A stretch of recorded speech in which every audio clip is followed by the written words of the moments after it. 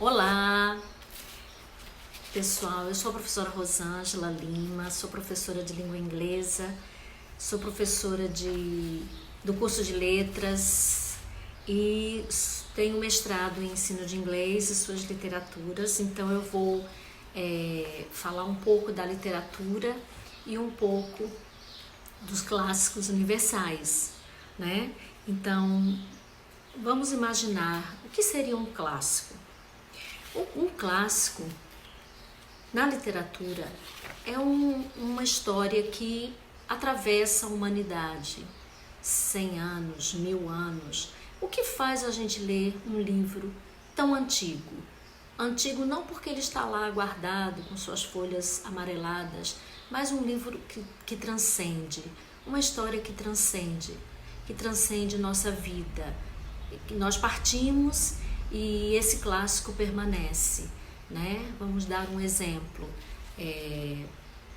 de um grande clássico, Vidas Secas, de Graciliano Ramos. Por que Vidas Secas ainda está entre nós quando o seu escritor, Graciliano Ramos, já partiu? Porque ele transcende uma época, ele atinge nós como seres humanos em vários sentimentos do nosso ser, né? Então o clássico, ele é capaz de não se entregar na primeira leitura, a gente não se entrega na primeira leitura, nós precisamos fazer releituras. E essas releituras, elas são citadas por outros grandes autores da literatura, bem como são investigadas pelos críticos literários.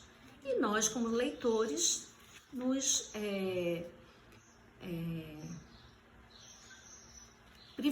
somos privilegiados de fazer essas leituras, de conhecer essas leituras.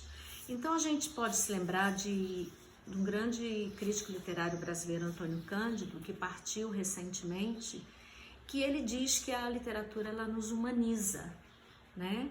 E como estudiosa da literatura inglesa, eu cito aqui para vocês o crítico literário canadense Northrop Frye, que diz que o componente principal da literatura é a imaginação e que esta imaginação ela é educada, né? Nesse livro dele aqui, The Educated Imagination, muito bom, eu sugiro a leitura dele para quem tem interesse em ler sobre crítica literária. Nesse livro ele fala que por meio da imaginação o leitor estaria consequentemente desenvolvendo-se também socialmente.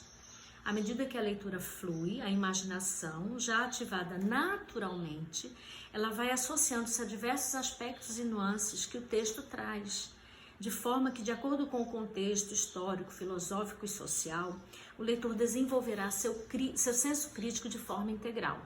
Então, por exemplo, eu sugiro para vocês aí algumas leituras de clássicos mundiais. Eu gostaria de pegar um como exemplo que me fascina, um exemplo de literatura mundial, universal, que me fascina, que é O Fantasma da Ópera.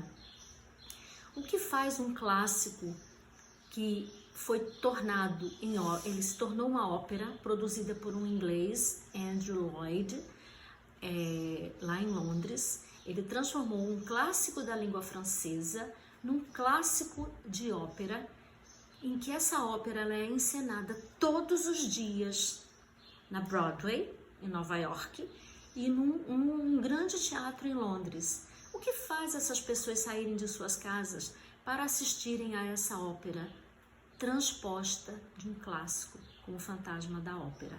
Então eu deixo aqui para vocês essa dica. Inclusive com a pandemia do Covid-19, as várias óperas, elas estão sendo liberadas para que nós assistamos livre, sem pagarmos nada, a não ser que queiramos fazer doação para os atores que compõem aquela companhia de ópera.